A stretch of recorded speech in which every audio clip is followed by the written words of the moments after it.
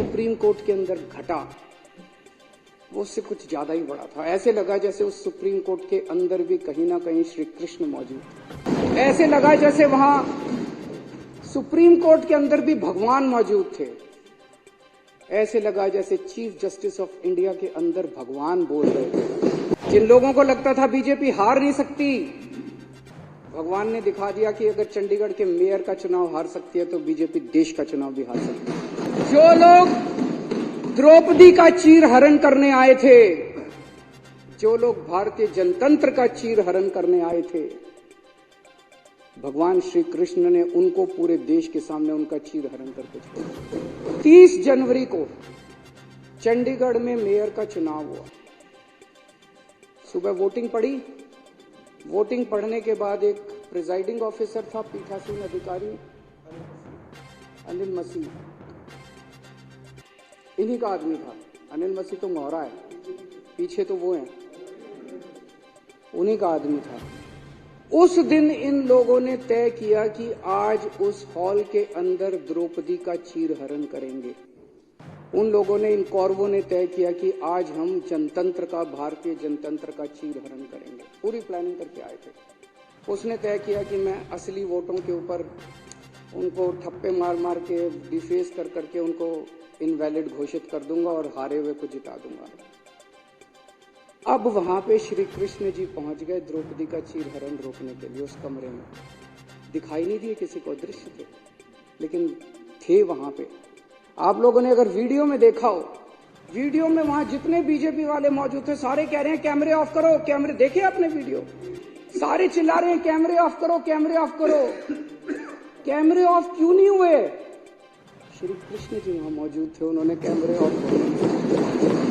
इन्होंने पूरी कोशिश करी कैमरे ऑफ करने की। उस दिन कैमरे ऑफ नहीं हुए। ये कोई संयोग नहीं है, ये ऊपर वाले का इशारा है, ऊपर वाले का। इतनी बड़ी, दुनिया की सबसे बड़ी पार्टी जो पूरे दुनिया के अंदर, हम तो सबसे बड़ी पार्टी, सबसे बड़ी पार्टी को 5 मिनट के अंदर भगवान ने पूरे देश के सामने बेनकाब कर दिया। जो लोग द्रौपदी का चीर हरण करने आए थे, जो लोग भारतीय जनतंत्र का चीर हरण करने आए थे, भगवान श्री कृष्ण ने उनको पूरे देश के सामने उनका चीर हरण करके छोड़ा। और अध्यक्ष महोदय, उसके बाद की जो घटनाक्रम है, जिस तरह से सुप्रीम कोर्ट के अंदर ये मामला चला, हम लोग अदालतों को मंदिर की तरह मानते हैं। न्याय देना भगवान का काम है, न्याय भगवान देता है। इसलिए जज को भगवान का, जब जज अपनी कुर्सी पे बैठ के फैसले सुनाता है तो कहा जाता है कि एक तरह से भगवान फैसला सुना रहा है। लेकिन कल जो कुछ सुप्रीम कोर्ट के अंदर घटा वो उससे कुछ ज्यादा ही बड़ा था। ऐसे लगा जैसे उस सुप्रीम कोर्ट के अंदर भी कहीं ना कहीं श्री कृष्ण मौजूद थे। ऐसे लगा जैसे वहां सुप्रीम कोर्ट के अंदर भी भगवान मौजूद थे।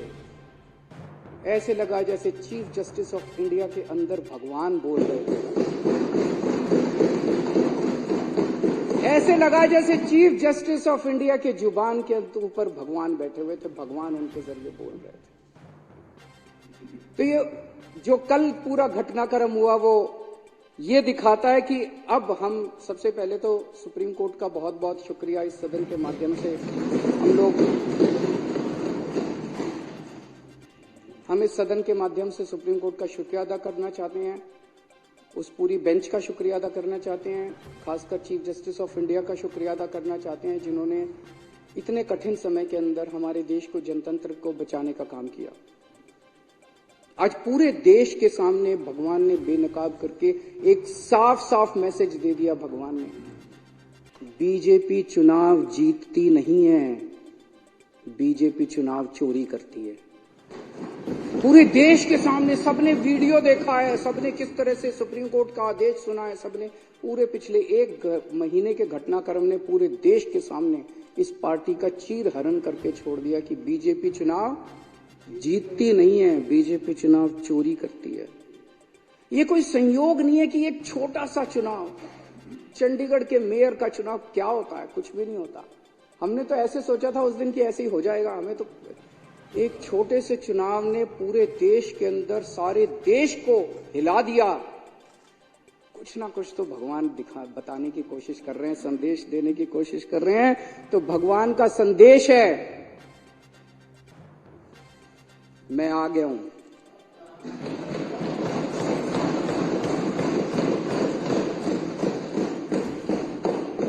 बीजेपी पाप कर रही है, बीजेपी अधर्म कर रही है।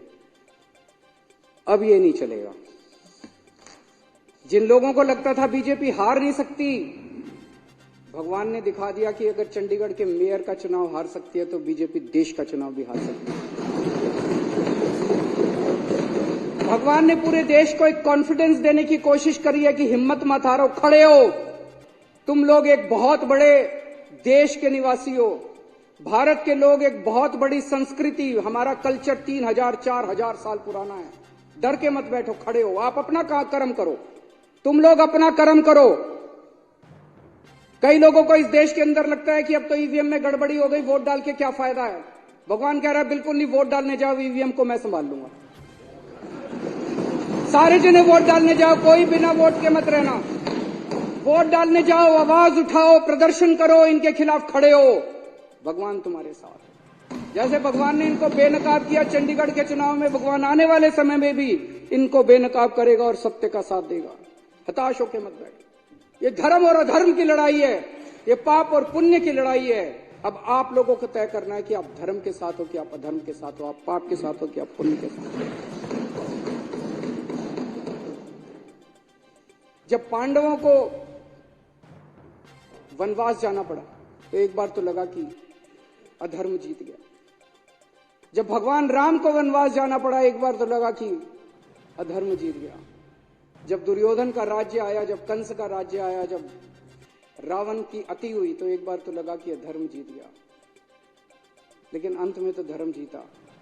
आज भी जब चारों तरफ बीजेपी का अधर्म फैला हुआ है तो एक बार लगता है कि अधर्म जीत गया। ऐसे लगता है ना कई बार, ये तो हार ही नहीं रहे जी। तो एक बार लगता है धर्म जीत गया, लेकिन धर्म जीतेगा, अंत में धर्म जीतेगा।